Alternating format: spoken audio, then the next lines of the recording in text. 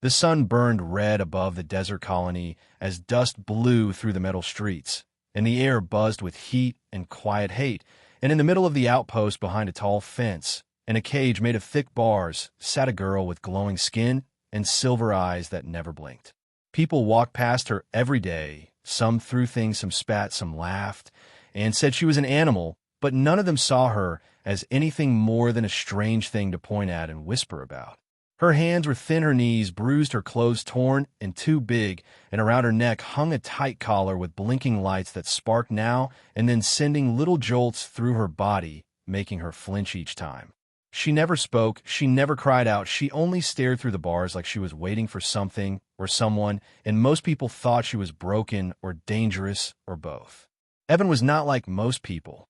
He worked in the scrapyard fixing broken machines and welding metal parts under the hot sun. His hands were strong, his shirt stained with oil, and his eyes always tired. But when he walked past the cage, he slowed down just a little every time. At first, he told himself it was nothing, maybe just curiosity or boredom, but the truth scratched at the back of his mind and wouldn't go away. The first time he really looked at her was the day the soldiers brought her in tied with ropes like a wild beast, her feet dragging in the dirt, her face hidden under a hood, and people cheered as if she were a trophy. That same night, he passed by again after work while the rest of the colony drank and shouted inside the bar, and he heard a soft sound like someone trying not to cry, and he turned and saw her curled up on the floor of the cage, her arms around her knees, her face in shadows. He stood there for a long time, not moving, not speaking, not sure what to do, and then someone called his name from behind, and he walked away pretending he hadn't seen anything. But the next day, he came back, and the next and the next.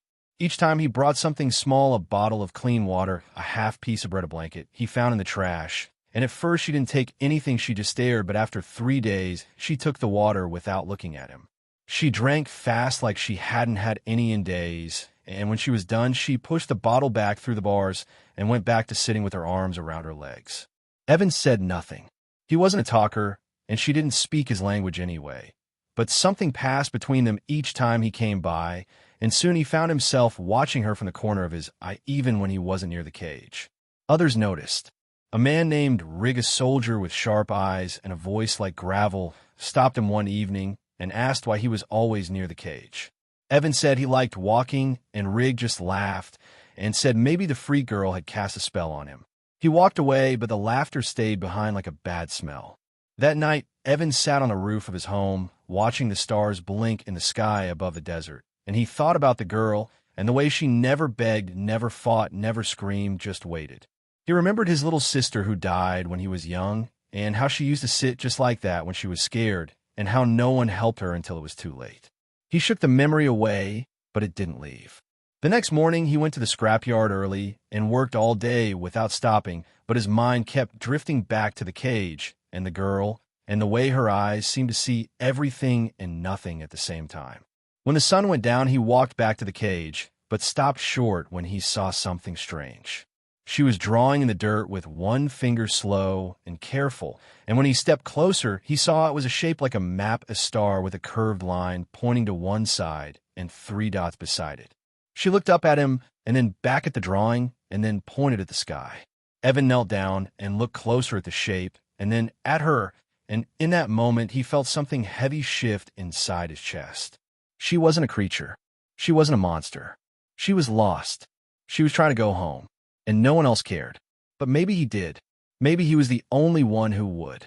The morning sun crept across the rusted roofs of the colony as wind rolled through the wide, open gates, bringing with it dry sand and whispers of something strange in the air, and while most people hurried to their jobs and routines, one man walked slower, his eyes drifting once again to the cage that sat near the center of the square, where the girl with the glowing skin remained silent as always.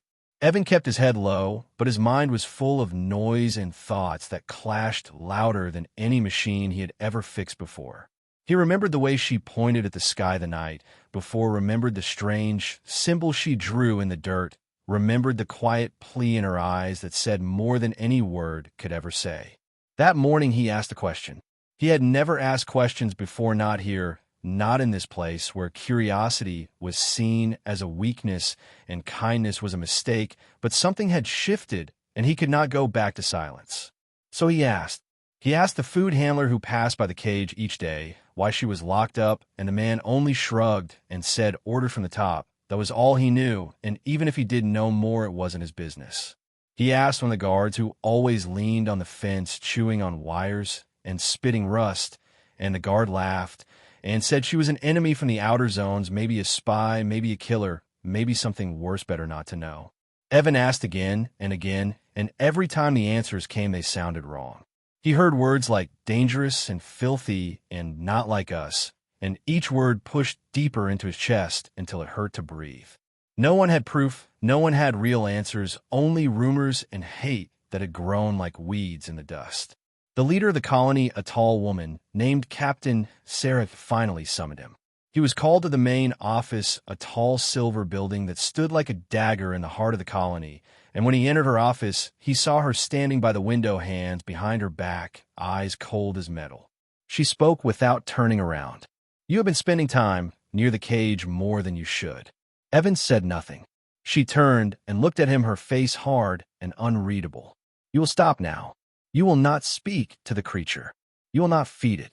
You will not look at it. Do you understand?" He opened his mouth to reply, but the words would not come. She stepped closer. "That thing is not what you think. It's not a child, not a lost girl, not some poor animal waiting to be saved. It is dangerous." She paused. "And if you continue this foolish behavior, we will treat you as part of the problem." Evan felt the weight of her words press against his chest like stone, but when he left her office, he walked straight to the cage again. He stood just outside the fence, hands in his pockets, watching the girl from a distance, and she looked up, her silver eyes tired but alive. She did not smile, but something passed between them again, quiet and unseen. Later that evening, Evan sat alone in his small room above the scrapyard, turning the same thoughts over and over until his hands shook from holding them in for too long. He needed to know the truth. He had seen war, before had seen enemies, real ones, and this girl did not look like any enemy he had ever faced. She looked like someone who had been thrown into a storm and forgotten. He began looking for clues. He searched the logs in the repair bay, checked the cargo records, traced the security footage from the day she was brought in, and finally found what he was looking for. A brief transmission from a patrol unit. Audio only, but enough to catch one word repeated over and over by a frightened voice. "Surrender. Surrender. Surrender." There was no mention of an attack, no proof of violence, just a voice that begged for mercy and a signal that went dead. He printed the file and hid it under his mattress. The next night, he brought her water again, and this time he crouched near the bars and whispered, "Where are you from?" She tilted her head and tapped her chest once, then drew the star shape again in the dirt, her finger tracing slow lines that glowed faintly where they touched the ground. She pointed to the stars above, and then to herself, and then to Evan. He was not sure what it meant, but it felt important. He pointed to the drawing and said, "Home." She nodded once. The next day, the weather changed. The wind came strong and sharp, and the sky turned pale orange, and the colony's warning sirens howled through the air, telling everyone to stay inside until the storm passed. But Evan did not stay inside. He ran to the cage with a heavy coat in his arms, knowing she would freeze if left alone in the storm winds. He threw the coat through the bars, and she pulled it close, her eyes wide and unsure but grateful. That night, someone knocked on Evan's door. It was Rig, the soldier from before, with another man behind him, both holding stun rods and grim smiles. "You've been feeding the freak again." Evan said nothing. Rig stepped forward. "You think she's special. You think she's worth saving. You'll get yourself locked up with her if you're not careful." Evan shut the door without a word, but the threat stayed with him long after the silence returned. He knew he had to make a choice. He couldn't just keep watching. The girl was growing weaker every day, the shock collar leaving red marks on her neck, the food barely enough to keep her alive, and the fear in her eyes turning into something darker, something like fading hope. She had survived something terrible, something worse than this cage, and yet she still pointed to the stars. She still believed in something beyond this place. Evan began building. In the far back of the scrapyard, beneath tarps and rusted wings, he found the pieces of an old cargo shuttle, half buried and forgotten, and each night after curfew, He worked by moonlight, his hands scraping metal into shape, wires hissing under his touch, sparks dancing in the air. It wasn't much yet, but it would fly one day. He would make sure of that. Each night, before sleep, he looked at the file. He printed the one with the word surrender, and each time he read it, he felt his purpose grow stronger. He didn't know her name. He didn't know what species she was or where her home really was. But he knew she did not deserve this. And he knew what it meant to be left behind. As the storm faded and the days grew quieter again, Evan stood once more outside her cage, his hands gripping the fence, his heart beating like thunder in his ears. She looked up at him, and for the first time she spoke. One word, soft and small. Run. He stared at her, unsure if he heard it right. But she said it again. Run. And then she pointed not at the sky this time, but at the colony. Behind him, something was coming. And Evan knew in that moment he was out of time. The engines hummed low in the scrapyard while sparks flew from Evan's tool, and the metal frame of the old shuttle groaned as he welded its broken bones back together under the pale light of the moon that hung quiet and watchful above the colony walls. His hands moved fast, but his thoughts moved faster, each one spinning around the same image again and again, the glowing girl behind bars, her voice whispering that one word like a warning, like a cry for help, like a promise that things were about to change. Run. He had heard it clear this time, and now there was no room left for doubt. The girl was in danger, and so was he. But even with eyes watching him and threats growing louder, he did not stop. Each night, after curfew, he worked in silence using old tools and salvaged wires, piecing together a path out of the desert and into the sky. The shuttle was small, maybe too small for two, but he would make it fit. He had to. He could not leave her behind. He could not become like the rest of the colony who walked past her cage each day without seeing her, without hearing her, without caring that a living soul was breaking apart behind bars. He remembered his sister again, the way she once begged their parents to listen, and how no one did until the sickness took her away. He had promised himself that he would never turn away from someone like that again. Now he had a chance to keep that promise. But he needed more than hope and metal. He needed a real plan. He waited until the next market day, when the square was loud and full of shouting and trading and spilled drinks, then slipped through the crowd and reached the cage just as a supply truck rumbled by covering the sound of his voice. He crouched low and pushed a piece of broken metal under the bars of small gear that looked useless, but inside was a folded map and a hand-drawn message in simple symbols. Tonight, Northgate. Be ready. She looked at the gear, then at him, then gave the smallest nod he had ever seen, but it was enough. He turned and vanished back into the crowd, leaving only the scent of oil and fire behind him. The day moved slow like the sun was dragging its feet, and each hour felt heavier than the last. But Evan kept busy moving parts, storing rations, filling canisters with fuel, and hiding them beneath the shuttle floor where no scanner would find them. When night came, he ate nothing, his stomach too tight to hold food, and his hands shook as he pulled on his jacket and checked the engine one last time. Then he heard footsteps outside the scrapyard. He froze. A light swept across the metal wall, then voices rough and angry, one of them too familiar. Rig? They were searching. They had seen something, maybe the message, maybe the movement, maybe just a shadow that did not belong. Evan ducked behind a pile of crates and waited as the soldiers kicked open the main gate and stomped through the dark with boots that echoed off the walls like war drums. He held his breath until they passed, then slipped out through a side door into the night air, his heart pounding so hard he thought the whole colony could hear it. He moved fast down the back alleys past dark homes and silent machines until he reached the square. The cage was empty. His breath caught. He looked around but saw nothing but dust and darkness and empty crates scattered like bones on the ground. Panic clawed at his chest. Had they moved her? Had they taken her away? Then he heard it. A quiet scuffle near the fence line and a soft breath followed by silver eyes glowing in the shadows just beyond the last light. She was already moving. She trusted the plan. Together they ran low and fast, dodging crates and slipping behind stacks of metal until the fence loomed in front of them, tall and topped with wire, but Evan had prepared. He threw a scrap sheet over the wire and climbed, first cutting his hand on a sharp edge, but not stopping until he reached the other side, then turned and pulled her up with all his strength, her fingers gripping his like she had known him forever. They landed hard on the other side and didn't stop running until the scrapyard gates closed behind them. The shuttle sat ready, lights dimmed, hatch open, waiting like a silent friend, with no questions, only a path forward. He helped her climb and then ran to the control panel and flipped the first switch as the engines began to stir and hum and the fuel lines hissed with pressure. But then the alarm sounded. A red flare lit up the sky. The colony knew. They were coming.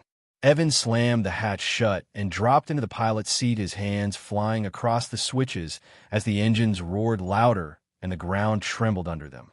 Through the side window, he saw lights moving fast, dozens of soldiers with rifles and stun rods charging toward them, their voices lost in the storm of noise and fire. The girl sat behind him, eyes wide, but calm, as if she had known this would happen all along. He gave her one look, one breathless second that held everything he could not say. Then he pulled the throttle. The shuttle leapt off the ground with a scream of metal and fire. And for a moment, it felt like they might not make it, the weight too much, the engines too old, the fire too close. But then the stars opened above them, and they rose. The colony shrank below the lights, fading, the shouting growing distant, the past falling away like dust in the wind.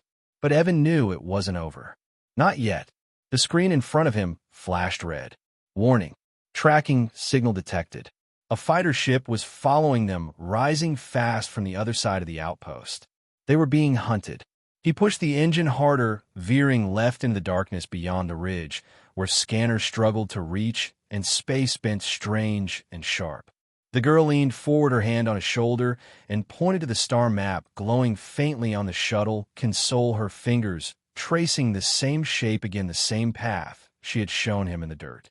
That was where she wanted to go. That was her home. Evan nodded and changed course, following her map into the unknown.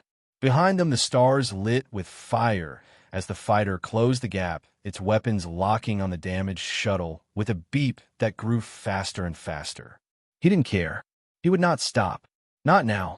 Not when she had trusted him. Not when he had finally chosen to do something right. They weren't just running anymore. They were flying towards something better. Something worth the risk. And Evan knew that even if the sky burned, even if the whole galaxy turned against them, he would not let her fall back into that cage again.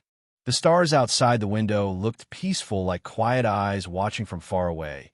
But inside the shuttle, everything was shaking and loud and filled with fire as alarms screamed in Evan's ears, and the fighter behind them grew closer, every second like a shadow that never let go. The girl sat beside him, holding the armrest tightly, her eyes wide, but steady, her face calm, even as the shuttle twisted and groaned under the pressure of speed and damage. Evan gripped the controls tighter, his arms burning, as he jerked the ship away from a missile that streaked past their right wing, lighting up the sky with red smoke and heat. He couldn't outrun the fighter forever, not in this old shuttle, not without help, not without time, and time was running out fast. He dove low through an asteroid belt, hoping the rocks would slow the enemy down, but even that was risky. The hull was already cracked, and the engine was leaking fuel at every turn. One wrong move, and they would be scattered pieces floating in the dark. The girl leaned forward, suddenly her hand brushing across the control panel, her fingers glowing faintly as they touched the glass, and for a second the map shimmered and shifted, revealing a path through the rocks like a secret door only she could see.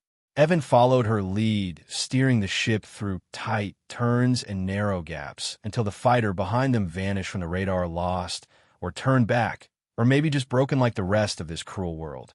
When the danger passed, Evan slowed the shuttle and let it drift into a quiet pocket of space, far from any signal, far from any voice except their own. He stood up at last, breathing hard, sweat running down his back, and turned to look at the girl, her silver eyes watching him with something that looked like trust. He nodded once, then opened the storage bay and began checking the damage, wires ripped, panels burned, fuel lines scorched and leaking. They had to land somewhere soon, or the shuttle would not make it to her home. He asked her again where they could go, and she pointed once more to the map, this time to a small moon near a red planet, one Evan did not recognize, but the systems confirmed it was habitable with weak gravity and thick fog. No major cities, no colonies, no ships, just silence.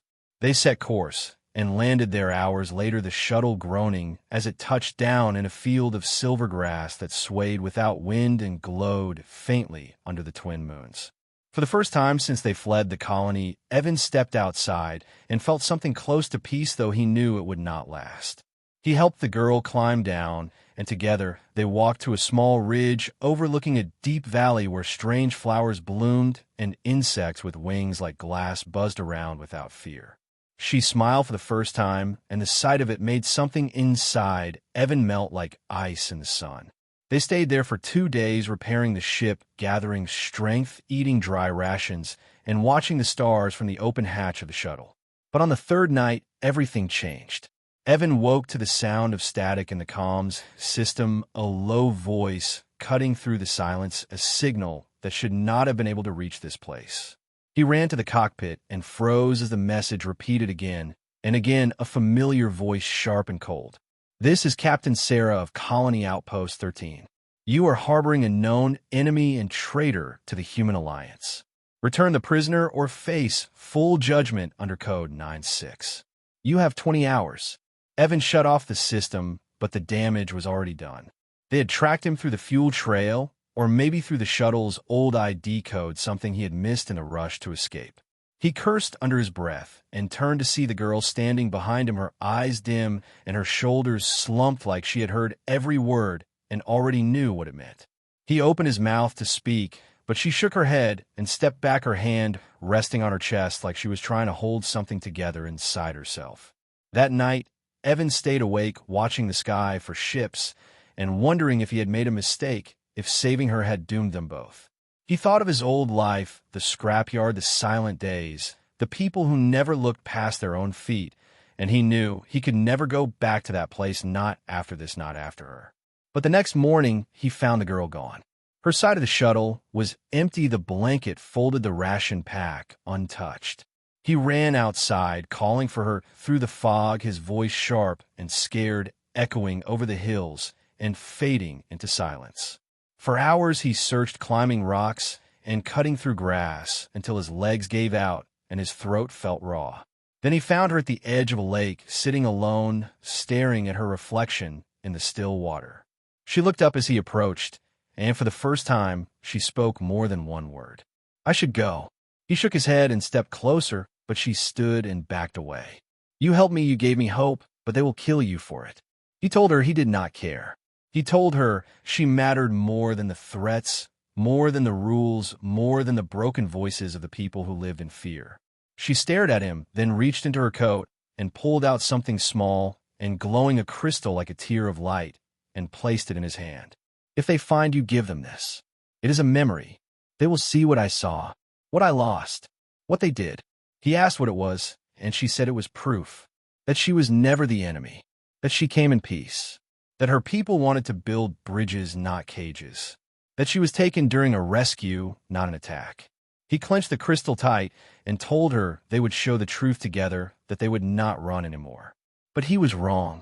As they returned to the shuttle, a sound tore through the sky, a burning red light falling fast toward them, a drop pod slamming into the ground with a scream of metal and fire. Soldiers poured out weapons, raised voices, shouting commands and orders. Evan grabbed the girl's hand and ran, but before they reached the shuttle, a blast struck the ground beside them, sending them both flying through the air and into the dirt. He rolled over, coughing dust from his lungs, and saw Rig standing over him, weapon raised, face twisted in a grin that held no joy. "Told you she'd be trouble." Rig turned to the girl, his finger on the trigger. But Evan moved first. He threw himself at Rig, knocking the weapon aside as it fired the beam, striking a tree and burning it black. They fought in the dirt, fists and fury and fire, until the girl screamed and light burst from her skin, blinding everyone in a wide circle. When Evan opened his eyes again, the soldiers were down, and the girl was kneeling beside him, her hands glowing as they hovered over his bleeding side. "You saved me. Now I save you." And Evan knew this was no longer escape. This was war, and they were going to fight it together. The forest around them burned with blue fire as smoke climbed into the sky like torn curtains, and the ground shook with every step of the machines behind them as Evan ran with the girl at his side, her breath sharp and fast, her glowing hand gripping his arm as the sky rumbled above them. They had only minutes, maybe less, before the soldiers regrouped and came after them again with sharper weapons and stronger orders, and this time they would not stop until both of them were gone from the world, forgotten, erased like a mistake in the dark. Evan's side still hurt where the blast had cut through his jacket and blood ran down his ribs, but he kept running, forcing his legs to move with the rhythm of survival and guilt and purpose that beat like thunder inside his chest. They had left the shuttle behind. It was too damaged to fly, and the soldiers would have destroyed it anyway. So now they had only each other and the map burned into their memory, and the hope that maybe somewhere out there was a place where they could be free. They moved through the valley and into the fog that rolled across the silver grass, like a blanket hiding the stars from view, and Evan knew this was their only chance to disappear before the drones picked up their trail again. Behind them came the sharp whine of engines slicing through the air, and above them red lights blinked through the mist like eyes hunting them without rest, without mercy. He pulled the girl into a narrow crevice between two large stone walls where the rocks shimmered with soft light, and the sound of the wind was louder than the search drones, and there they crouched, breathing in silence, waiting as the lights passed by just inches above them. The girl touched the rock beside her, and it responded, glowing faintly at her fingers, and Evan saw symbols dance across the surface, not letters, not human, but something alive, something speaking without sound. She whispered one word, a name, maybe a place, and the wall opened with a low hum, revealing a narrow tunnel that led deep into the stone, and without a word they slipped inside as the entrance closed behind them, hiding all trace of their escape. Inside, the air was warmer, and the light came from crystals that pulsed gently with each step they took, like the tunnel itself was alive and watching and guiding them forward. Evan looked at the girl and asked what this place was, and she said it was part of her people's old paths hidden across the stars, secret roads used long ago, before the war, before fear, before the cages. They walked for hours through winding paths and hollow chambers where strange machines slept under layers of dust and time, and each step brought them closer to something real, something sacred, something that felt like home. In one chamber, they found a pool of water, clear and deep and glowing from beneath with golden light, and she knelt beside it, dipping her hands into the surface and whispering words that made the water shimmer and shift until an image rose above the pool, showing a planet filled with light and tall trees and skies that changed color with the wind. "My home," she said softly, "the place. They took me from the place I was meant to protect." Evan watched the image and felt something tighten in his chest, something like sorrow, something like rage, something like hope. They stayed there for a while, resting, drinking the sweet water, eating the last of the ration bars, and letting the silence settle like a blanket around their tired bodies. But it did not last. A sharp sound cracked through the tunnels like breaking glass, and the lights around them blinked and dimmed, and the pool darkened to black. "They are coming," the girl said, her voice calm, but her eyes wide with fear. "They found the path they should not be able to enter, but they have forced it open." Evan stood and pulled her close, and together they ran again, deeper into the tunnels, through narrow twists and steep drops, until the floor gave way to a bridge of light stretching across a wide chasm where the wind howled like a beast. The girl ran ahead, her feet light on the bridge, as if she had walked it 1,000 times, and Evan followed, trusting her even as the wind tried to pull him into the dark below. Behind them came the sound of metal boots and commands shouted in harsh voices, and Evan knew they were close, too close to fight, too close to hide. They crossed the bridge and reached a chamber filled with tall spires and glowing panels, and at the center stood a gate, a circle of stone and light with symbols that pulsed in rhythm with the girl's heartbeat. She placed her hand on the gate, and it answered, opening with a sound like wind through trees and showing a path filled with stars and colors Evan had never seen before. "This is the way," she said, her voice shaking. "They cannot follow us here. It leads to a place between places, a space only my kind can pass, but you are with me, and I can bring you through." Evan stepped forward, ready to follow her, ready to leave the war and the pain behind. But as they neared the gate, a shot rang out, and the floor exploded beside them, throwing him to the ground. He turned and saw Rig again, face twisted with rage, and pried his weapon raised, and more soldiers behind him spreading through the chamber like fire. "You can't run forever," Rig shouted. "That thing belongs to us. It's not a person, it's a tool, it's a weapon, and it's ours." Evan stood, his body shaking from pain and fury, and shouted back, "She is not yours, she is not a thing, and you will never touch her again." Rig laughed and stepped forward, but the girl raised her hand, and light burst from her fingers, sending a wave of force that knocked the soldiers to the floor and cracked the stone beneath their feet. The gate flickered, the light dimming and the symbols flashing faster, and the girl turned to Evan, her voice urgent. "We must go now before it closes forever." Evan nodded and took her hand, and together they stepped into the gate, just as the chamber shook with another blast and the walls began to fall. They passed through light and silence, through colors and warmth, through space that felt like memory and dream, and when they opened their eyes again, they stood on a cliff under a purple sky filled with glowing stars and tall trees that whispered with voices older than time. The girl smiled and fell to her knees, pressing her hands into the soil, tears running down her cheeks, and Evan looked around at the strange beauty and knew they had made it. They were safe for now, but he also knew the fight was not over, because the memory crystal still rested in his pocket, and the truth it held still burned with power. They had escaped the cage. Now it was time to break the chains that built it. The sky above the alien world shimmered like silk in motion, swirling with colors that danced across the clouds in slow waves, and the air tasted like sweet rain and warm light. And for a moment, Evan forgot the sound of gunfire and engines and the cold voices that hunted them through the stars. The girl stood at the edge of a crystal stream, her bare feet in the glowing water, her silver eyes reflecting the sky, and her body still, as if the whole planet was holding its breath just for her return. She had not spoken since they arrived, only moved slowly through the strange trees and soft grass, touching the bark and whispering words in a language Evan could not understand, but somehow still felt deep in his chest. He followed her through the forest, past flowers that opened with light and creatures that floated between branches without wings, each step a soft echo of something ancient and sacred. They reached a clearing where the wind stopped moving and the silence pressed in like velvet, and the girl knelt beside a stone circle etched with glowing symbols and placed her hand on the center. The ground pulsed with warmth, and a beam of light rose into the sky, opening a path between the stars and calling something from far away, something that answered without words, only presence. Evan stepped back as shapes appeared in the air, tall and graceful, and wrapped in robes of woven light, their faces hidden behind smooth masks, and their voices soft like distant thunder mixed with lullabies.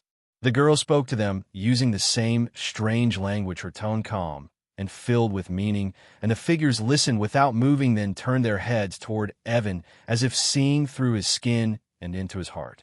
He felt no fear, only a deep pressure like truth resting on his shoulders, and when one of the beings reached out a hand, he stepped forward without hesitation. They touched his forehead with 2 fingers, and the world tilted, the colors twisted, the air thickened, and then he was falling into a memory that was not his. He saw a city floating above clouds, shaped like petals in bloom, with towers that hummed with music and people who glowed like stars walking hand in hand through bridges of light. He saw a child laughing in a garden surrounded by orbs that danced like fireflies, and that child was the girl before the cage, before the war, before the loss. Then the sky turned dark, and ships filled with noise and fire descended, the light broke, the people screamed, and the garden burned. He saw her hiding under a tree, holding another child in her arms, as soldiers dragged them away, voices shouting commands, weapons flashing fear, crushing the beauty into dust. Then silence. Then cold. Then the cage. The memory faded, and Evan gasped for air as he fell to his knees, the pressure lifting, but the truth burning inside him like a second soul. The being stepped back and spoke to the girl once more, then to him in words he now understood without knowing how. "You have seen. You have chosen. You carry the key to the bridge." He stood slowly and asked what they meant, and they showed him a vision in the air above the stone, circle a map of galaxies, connected by threads of light, some broken, some dim, and one glowing bright between the human colonies and this planet. That thread was pulsing with life and pain and hope. They explained the girl was not just a child or a victim, but a keeper of ancient knowledge, a guide, meant to reopen the path of peace between their people and humanity. Her capture had not just been a mistake, it had been a wound, and the longer it remained, the more the thread faded. But now it could heal. Evan reached into his pocket and held out the crystal she had given him, and the beings bowed their heads in silence, as if mourning something still alive. With this he could return. With this he could show them. With this he could begin again. He looked at the girl and saw the weight. She carried not just the collar marks or the bruises or the pain, but the burden of being the only one who remembered both beauty and loss. He told her he would go back, that he would face the colony, that he would make them see her not as a creature, but as a mirror.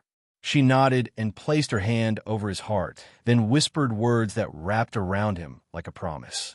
They walked together to the edge of a crystal platform, where a small ship waited, shaped like a flower and powered by silence. The beings gave him no weapons, no armor, only a compass made of light and a memory woven into his skin. He boarded the ship, and as it lifted from the ground, he saw the girl raise her hand to silver trees behind her, swaying in slow farewell. The journey back was fast and slow all at once, the stars spinning outside the window and the memory playing again and again behind his eyes until it became part of him, part of every breath, every word he would soon speak. He landed outside the colony just before dawn, the sky pale with warning and the air tense with silence, as if the world knew something had changed. Guards spotted the ship and raised their weapons, but Evan walked forward, hands open, eyes steady, and behind him the ship pulsed with gentle light. Captain Sarah stood waiting, arms crossed, an expression cold, but her eyes narrowed when she saw what he carried in his hand. The crystal. He spoke before she could, told them everything, showed them the memory, revealed the truth. The guard in the attack, the lie, the pain, the girl. Voices rose in disbelief and anger and fear, but the crystal answered for him, shining brighter than the sun and casting the memory into the air for all to see. They watched. They listened. Some wept. Some looked away. But none could deny it. Captain Sarah stepped forward and touched the image, and for a moment her face cracked the wall behind her, eyes breaking just enough to let the truth through. She asked what must be done, and Evan said only this. Let her go. Tell the others. Open the bridge. He left the crystal in her hand and walked away, back to the ship, back to the stars, back to the girl.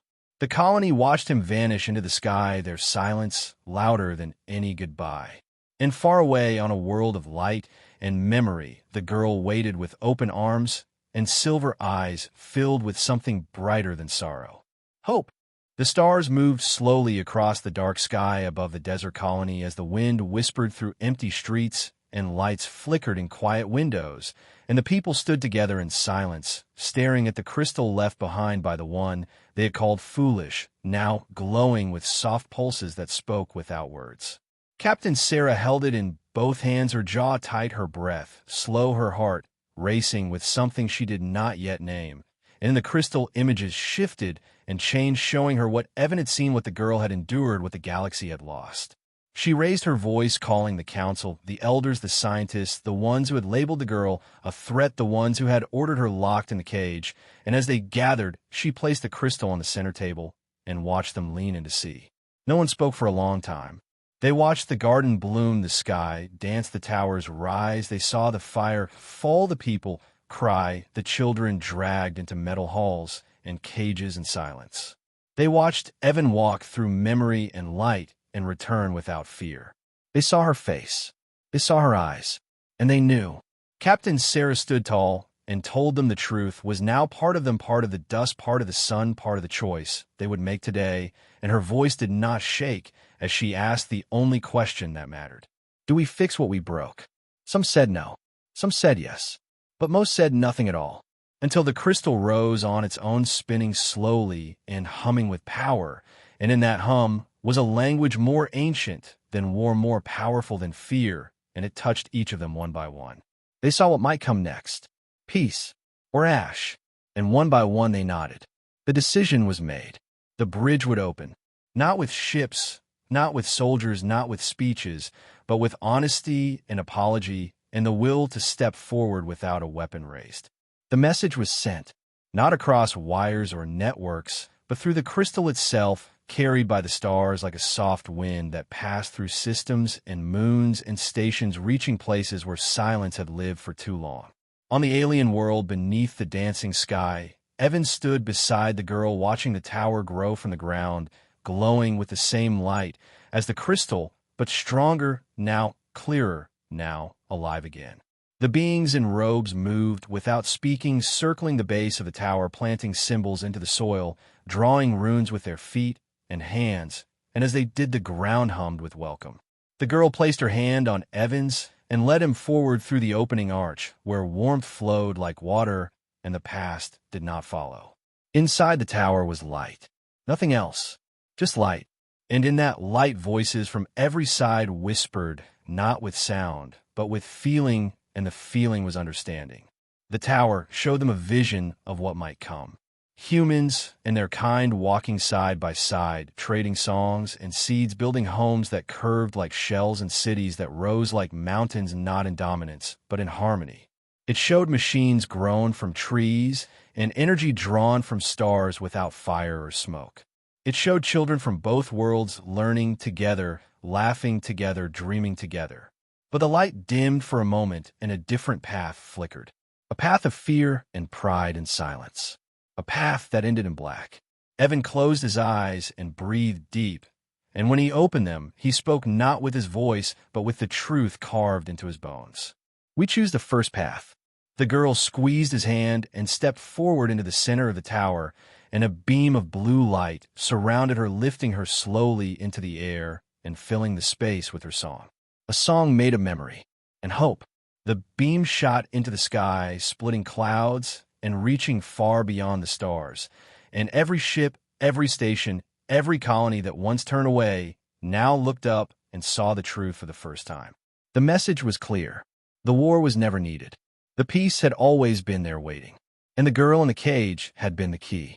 Back on Earth, news screens filled with her image, not as a prisoner, but as a symbol, and people across cities and towns and fields watched with wide eyes and full hearts as her name filled the air like a new dawn.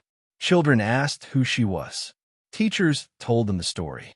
Artists painted her with wings and stars and music in her hands. And Evan's name, too, was whispered, not as a hero, but as a reminder that kindness is louder than fear when given the chance to speak. He stayed on her world. He helped build the bridge stone by stone, light by light, heart by heart. And in the years that followed, others came not to conquer, not to steal, not to judge, but to learn to listen, to heal. The cage was taken down. Its metal melted into tools and homes and monuments that bore her symbol, a hand and a star and a tear turned to flame. And the colony changed, not at once, but deeply. They wrote new laws, they taught new truths, they sent letters of apology, and each one carried a piece of that same light from the crystal still pulsing in the council hall. Captain Sarah stepped down in time and traveled to the alien world herself, standing before the girl and placing her weapon on the ground as a gift of peace, and the girl touched her shoulder and forgave her without needing words. The bridge was now real. Not just a beam of light or a path through space, but a living thing built from choice and pain and courage. Evan often stood beneath the tower at night, watching it glow and thinking of the first day. He saw her in the cage, her eyes empty, her hands shaking, her voice silent. And now she flew among the stars, teaching others, carrying peace like a flame, never letting it fade. He missed her sometimes, but he never felt far from her, because her songs still lived in the wind. And every time he closed his eyes, he could hear it calling, calling, calling. Never again, never alone, never forgotten. The girl in the cage was gone. The girl in the light remained. And the galaxy would remember her not as a victim, not as a prisoner, not as a weapon, but as the first true bridge between stars and hearts and dreams that finally chose to open instead of break.